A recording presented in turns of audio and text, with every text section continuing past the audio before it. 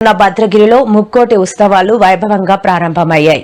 ఉత్సవాలలో ప్రధాన క్రతువులైన 29న జరిగే గోదావరిలోని తెప్పోత్సవం, తెల్లవారు 30న జరిగే శ్రీ స్వామివారి ఉత్తర వైకుంఠ ద్వార దర్శనానికి వేలాదిగా భక్తులు రావడంతో అధికారులు ప్రత్యేక ఏర్పాటు చేశారు. ఉత్సవాలను పురస్కరించుకుని ఆలయ పరిసరాలతో పాటు ఆలయానికి ప్రత్యేక రంగులు, అద్దాలు, రామాలయాన్ని సర్వాంగ సుందరంగా విద్యుత్ దీపకాంతులతో మిరమిట్లు గొలిపేలా భూలోక వైకుంఠంలో తీర్చిదిద్దారు.